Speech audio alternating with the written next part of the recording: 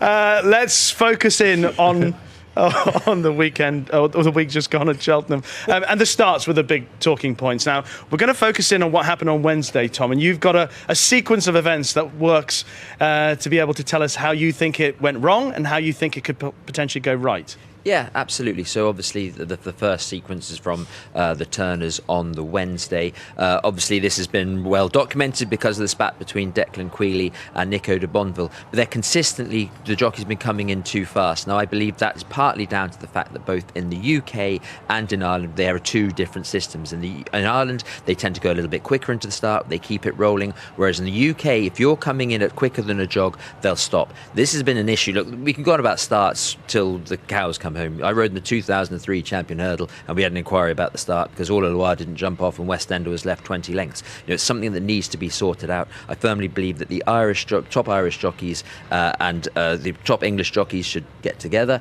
potentially with the top starter from Ireland and from the UK, and come to a system that they can use in both England and in Ireland to sort it out. But it's a three-way thing as well. It's not only the jockeys that need to take responsibility, starters as well, but the racecourse has to take responsibility too. There's certain positions, certain elements down at the start that are not conclusive and conducive to having a fair start, which is what all we're looking for. So what, just from Tom's perspective, what is the one thing that you would do tomorrow to make it better? The first thing is to have a standard procedure in both the UK and in Ireland that the jockeys are used to.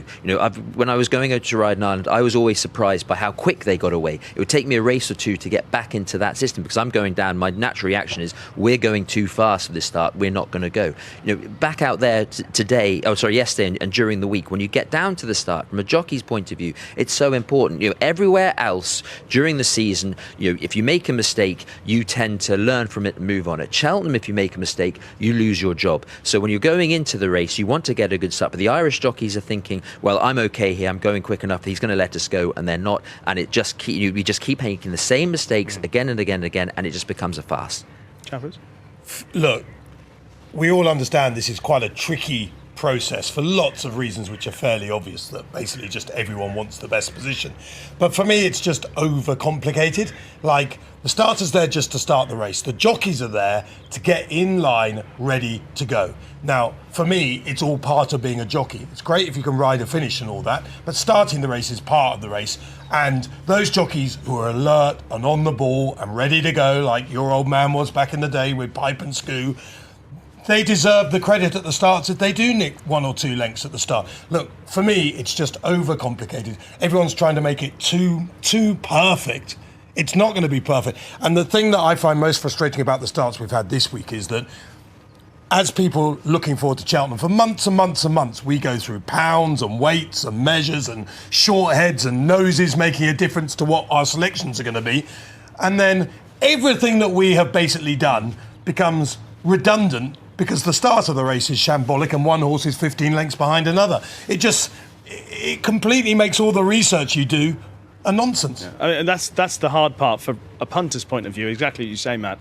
We work hard to try and work out who we think's going to win, and your chance has gone before you've got to the tape. But there are even positions here, though, with the positioning of the start, when they're coming in off the bend, or even where it looks a fair start, there are horses that are 15 lengths behind going to the first, having lined up just behind them. So this is a great example. This is the Coral Cup. Look at the two horses at the back of the picture around the thing. You think they're in a good position. The starters let them go. They haven't even straightened up. And by the time they get to the first hurdle, they are 15 lengths behind the horse in front. That is not fair. That is not right. And there's things like that need to be ironed out. And unfortunately, it's a responsibility for everyone. It's a responsibility, as Matt says, for the jockeys to get a good start. The starter, he starts when he's ready. It's not up to the jockeys to tell them when they're ready to go. The starter chooses that, but the responsibility on the race course is to get enough room and to get the position of the starts right, and it's a responsibility to everybody. We could talk about this for an hour, but just one thing I would change immediately is that if I was running this racetrack, I wouldn't have a single race started on a bend next year.